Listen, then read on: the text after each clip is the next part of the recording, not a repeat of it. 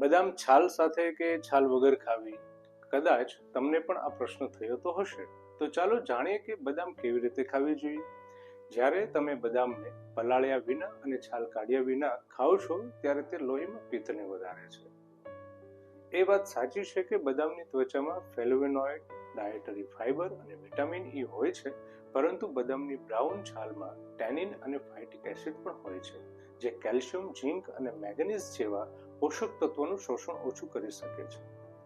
માટે તમારે બદામને ગરમ પાણીમાં આખી રાત પલાળી રાખવી જોઈએ, જેથી તેમાં ફાઇટિક એસિડનું પ્રમાણ ઘટાડી શકાય. આ રીતે બદામને પલાળી રાખવાથી તેની છાલ સરળતાથી નીકળી જશે અને ફાઇટિક એસિડ ઓછું થયું હોવાથી તમારું શરીર બદામમાંથી ઝિંક અને આયર્નને યોગ્ય રીતે શોષી લેશે. આ ઉપરાંત બદામ મેગ્નેશિયમથી ભરપૂર હોય છે, જે ટાઈપ 2 ડાયાબિટીસ ધરાવતા લોકો માટે ઉપયોગી છે.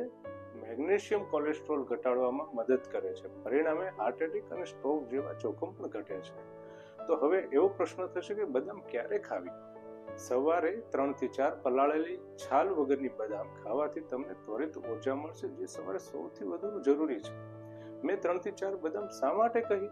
વધુ બદામ ખાવાથી વધુ શક્તિ નહીં મળે? તો વાત યાદ રાખો કે બદામનો વધુ ઉપયોગ વજનમાં વધારો કરી શકે છે અને શરીરની ગરમી પણ વધારી શકે છે. માટે દરરોજ 3 થી 4 બદામ આપણામાંથી મોટાભાગના લોકો માટે પૂરતી છે.